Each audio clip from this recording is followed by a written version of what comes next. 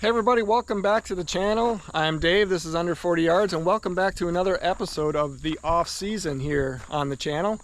And for those of you that have been following me for a while, you might know that I drive a really old bird truck. I kind of keep this thing, sort of out of spite for all the big expensive rigs that I see rolling by. But it works for me. I can bang around the brush with it, not worry about it too much. It's good size, make it up in the grouse woods anywhere I'd like to go.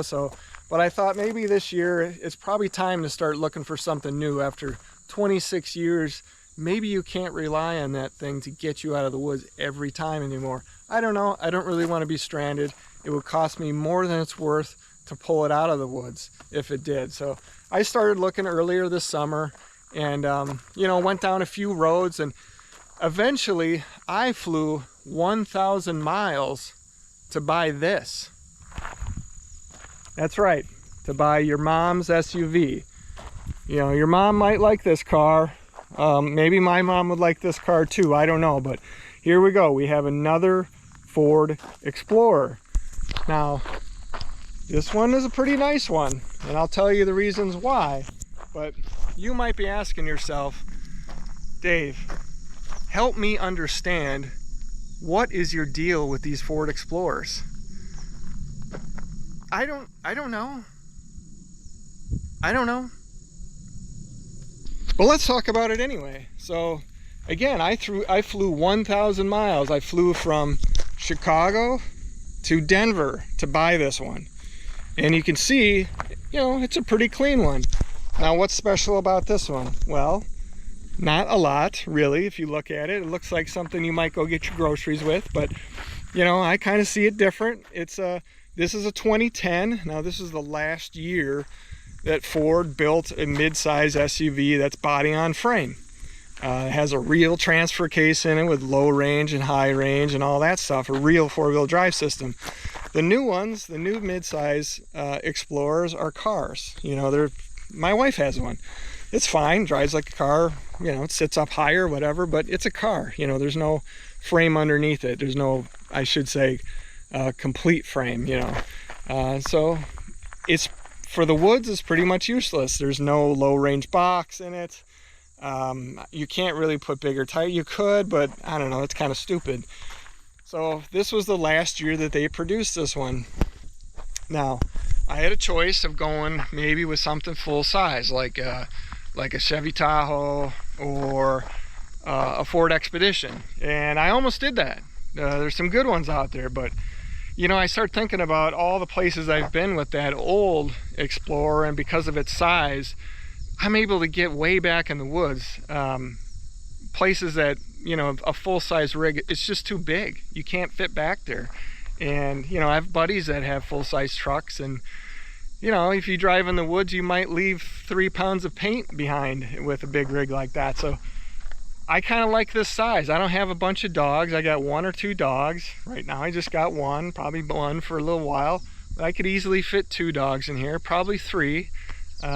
Most of the time when I hunt in groups, we all have our own vehicle anyway, so it's not like I got, 2 other guys with me in this thing. So I started looking around for this one. And this particular one, believe me, is a unicorn. And I'll get to that in a second. But let's take a look at how good it is right now. So this thing spent its life in Colorado, so it has almost no rust. You look inside, I mean, the interior is like spotless. If I take a look at the back seat, I don't think anyone's ever sat back here. I mean, they looks like it comes off the assembly line right here. I mean, it's ridiculous. You look down here in the Midwest, what do you find on rocker panels and bottoms of doors of 15-year-old cars? You find rust. Not here. This thing is so clean. Come around to the back. Now it's got a big boy hitch with 7,300 pound capacity. And I'll get to the reasons why there. Take a look in the back. I don't think the guy hauled anything in this. It's like there's no scratches, there's nothing in it. The only thing that's in it is a little bit of leaves debris, and I don't know what he did with the thing, but he didn't do a lot, I can tell you that. So same thing over here. Take a look. You got regular 4-wheel auto, 4-wheel high, 4-wheel low. And the reason I chose this one is a XLT. It's not the base model, but it's a very basic XLT. It's got cloth seats. It doesn't have any of the fancy electronics. I didn't want any of that stuff. I just want reliability. It's got to be simple, and I just want it to work. You know, my old one has worked for me all these years, and it doesn't have all that crap in it, so it's been reliable. So that I want to duplicate that. I just want something with less miles and something with a little bit stronger, you know, substance behind it. I can tell you what, this thing was easily, at the time I bought this and the weeks leading up to it, I can tell you that this was the best one in the country. And because I scoured the internet for these things, in 2010 was the last year they produced them, so they didn't make a whole lot of them because of the that was during the recession. So I think they only built something like 60,000 Explorers altogether that year, and most of those come with the V6. But this one's special. And this is the real reason that I bought it. And the reason that I call it a unicorn is because of what's under the hood. 4.6 liter, 3-valve V8. That's why this thing is a unicorn. You can't find these things. I mean, you can find them, but good luck. And if you find one like this, you know, I'll praise you, because this was not easy. I looked all over the country, maybe not all over the country, but places that I could fly into. I have some friends that live in the Denver area, so I knew if I flew there, I'd have a place to stay and kind of hang out. And the flights from Chicago to Denver are pretty cheap. I mean, it's hard to beat the price there. So I found this one, and just look at the engine compartment. It's like spotless, you know. I mean, even the hose clamps look new still. The screw heads don't have any corrosion on them like you would see here in the Midwest. I mean, you Western guys are probably laughing at me, but in the Midwest, this doesn't happen. You know, I looked at a lot of these, and the winter takes its toll. And I learned why. Actually, in Colorado, they use, instead of sodium chloride on the roads, they use magnesium chloride to melt the snow, which is a lot less corrosive. So that was kind of an interesting thing, because I thought, well, they get snow out there. What, you know, it's got salt and stuff on it, and why isn't it rusted out? And that's the reason. So you look underneath. I mean, underneath here is super clean. I actually drove to Indiana to get one. I was 4 hours into the trip and I find out the guy sold it. So there's an 8-hour round trip, totally wasted. There was a couple more in Michigan that were for sale. They were for sale for like 2 days, and both of them sold immediately. So anytime you find one of these configurations, they sell. You can find the 4 liters all over the place. Well, they're not that common, because 2010 they didn't build a whole lot, but like the 6, 7, 8, 9, and 10 model years was the same configuration as this. So you can find lots in those years at the 4-liter engine, but this 4.6 V8, mostly in the Eddie Bauers. And the Eddie Bauer trim have this kind of weird look to them. I never really liked the way their fender flares were. It's like brown. I don't know, it's weird. I didn't really want that, because they come with a bunch of other crap in them that I don't need. A lot of them have, you know, like DVD players on the roof and sunroofs, which I hate. They always leak. I never use them. You know, my only criticism of this thing is it's white, and I already have a white one. I really didn't want another white one, but I got a white one, and there are advantages to white, so let's go over that. And I think I can make it look cool, but it's still white, but that's okay. The good thing about white is, if you're a grouse hunter, you know you're going to get some pinstriping, and white covers it up. I mean, the same scratches are there, but you just can't see them. I had a black pickup. I used to drive it straight through the woods, and I would spend hours polishing it and buffing it out and trying to make it look right. It never did. And my current white one, you know, all the scratches are there. I can see if I look real close, but you know, who cares? So that's an advantage of white. Stays a little bit cooler in the sunshine, I guess, you know, even though the interior is black, but it probably stays cooler. So we're going to do some work to this thing. This is probably the last time you see it like this. You know, headlights, they're all faded, yellowed. The grill, I can't, you know, I can't have this, that headlight. I don't like chrome personally. This one's starting to flake off anyway, but I hate chrome. It's especially on this thing, it kind of looks, I don't know, it kind of looks like a big buck tooth to me. You know, the wheels and tires, you know, I can't have that. That's fine for going to the grocery store, but you know, so we'll put some tires, some wheels, and a lift. The cool thing about this thing is the lifts are pretty easy because this is four-wheel independent.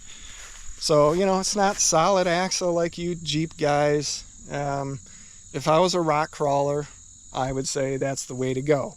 So there's advantages and disadvantages. You got the advantages of four-wheel independent are ride's really nice on the highway, which is where we spend most of our time.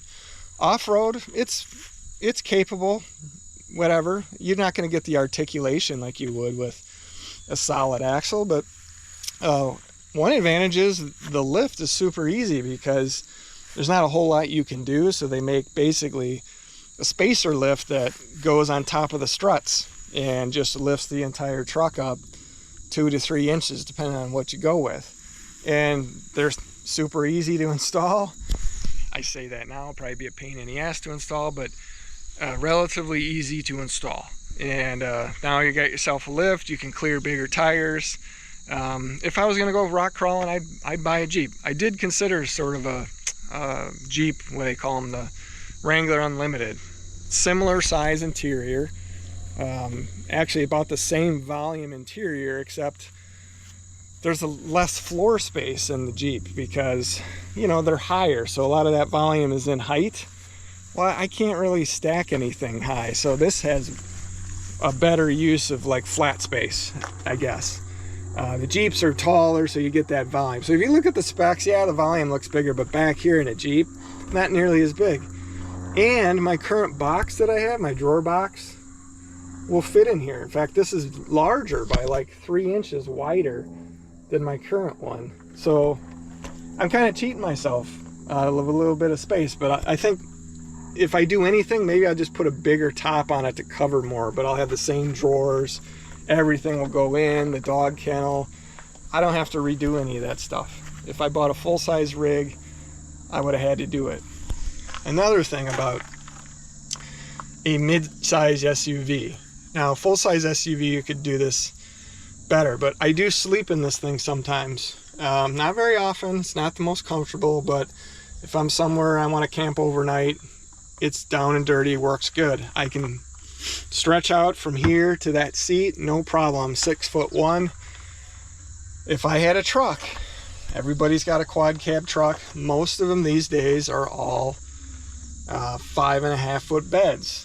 Well, you can't sleep in a 5.5 foot bed. Okay, well, they're quad cabs, so you could just sleep across. No, I mean, maybe if you're a little guy, you can. You could probably get away with doing it in the back seat, but normally that's full of shit and junk anyway, and then all the dog stuff's back here. So this, I'll probably just remove these seats altogether. They don't need to be here. There's really not a reason for them. No one's riding around with me normally. If there is, it's one person up here. So if these go, I have a ton of space in here to put whatever. So that's the disadvantage of a truck versus an SUV. Another disadvantage of a truck, in my opinion, is I'd have to buy a cap for it. You know, those are expensive to get a nice cap that has all the features that you want. All my buddies that have full-size pickups, they have the quad cabs, but they don't have caps. So all the dogs and their stuff are in the cab, and there's nothing in the back. That never made any sense to me. So if I had that truck, I'd put a cap on it. Now I got to build another drawer system, or maybe I buy a deck system, which would be really cool. But now I'm into the cost of almost this entire truck just for those two things. I got an entire vehicle for those two things. So I don't know, unless you got one that came with that stuff, maybe you'd find somebody that had the same setup, whatever, or you buy everything new. I mean, I guess that's the easy way. You just spend your way out of it. But I don't like to do that. I like to buy something that's purpose built. It's not a daily driver. I just use it for the dog and bird hunting and training, getting through the woods, getting back and forth. That's it. I have a daily driver for whatever else. So I like having just a truck dedicated to this, so I don't have to worry about taking stuff in and out of it all the time and whatever. I just leave it in the garage. Everything's in there that I need. I get in it, go, and it's ready. So I think this is going to work good. I'll do probably one more video on some of the stuff that I'm doing to it. I already started blacking out this trim work. That was all chrome again. Not a big fan of chrome. This whole thing was chrome. The Ford was blue. I tinted over that, so it's got to look kind of cool, right? I mean, it can't just be look like you're going to the grocery store. So, but I got some wheels and tires coming for it. I got the lift. It's actually at the house now, and some other things for the front end, headlights, grill, all that stuff, and then I'll get my box put in it, and then hopefully it's ready for the season. So again, probably last time to see it like this, and after that I'll just do the one more video on it. So anyway, thanks for following along. It's been cool. I hope it's been cool lately. It's been really, really hot for most of the summer for me. I don't know about you, but here in the Midwest, it's been like a scorcher for basically all of July, most of June. So far in August, it's cooled down some, so it's feeling more and more like fall, but we got more heat coming in, so it makes dog training hard. I hope you guys are able to get your dogs in the water, do something like that. We've been kind of doing that for workouts because we can't run too much. And but anyway, I hope your prep season is going well and you're having fun this summer, enjoying your family and all those things. And we'll see you next time on the next episode.